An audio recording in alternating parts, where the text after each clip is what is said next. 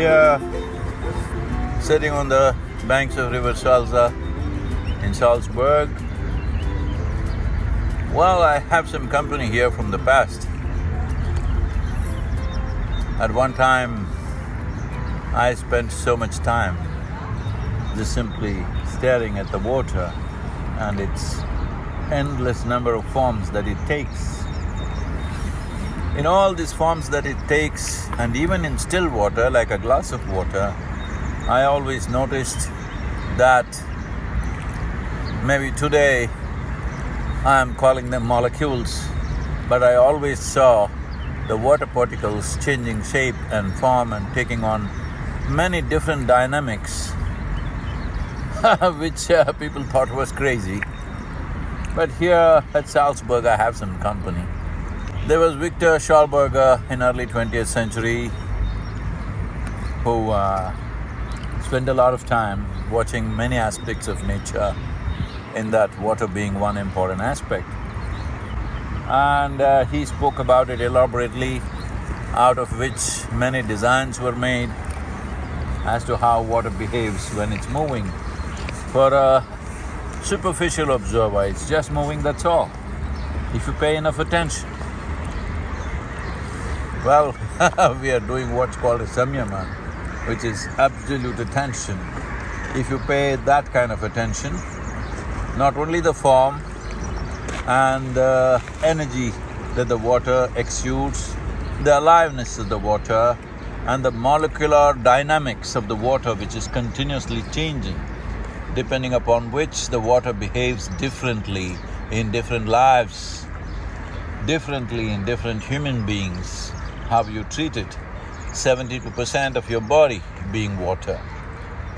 How you treat it, how you perceive it is extremely important. This is the land of Victor Schauberger. Unfortunately, he was a bit too ahead of his times.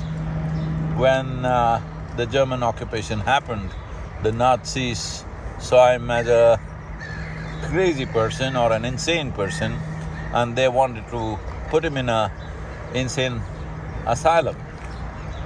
Fortunately, his friends got him out of it, and he died penniless in 1958, just a year after I was born.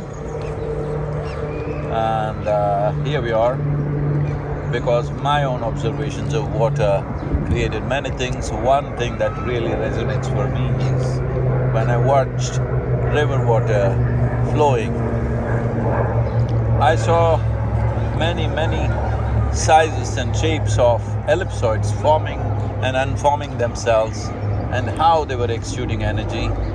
In many ways, these ellipsoids have ruled my life.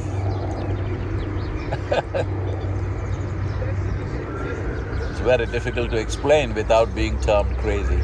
This is the whole problem. Those who are stuck in the structures of logic, any deeper delving into creation looks crazy to them. After 1,000 years, they come to the same things. But here we are. I would like to honor Victor Schauberger for his observations, unfortunately his troubles of the day, for everything that he went through. But today, at least a small segment of people are recognizing the significance of his observations, the profoundness of his observations. That's why I said many things are recognized 1,000 years after it is done. This is the unfortunate situation. At least in future, we must create situations where new things are welcomed. It doesn't matter how crazy it looks. This doesn't mean everybody can come up with a crazy theory of their own, but everybody should pay attention. If we had paid attention, enough attention. Did I have to do this Save Soil movement? Everybody would definitely know that soil is a super living entity. Something that's alive, something that's throwing life out with such exuberance. We can even conclude that it is inert. This shows how we are trapped in the structures of our own logic.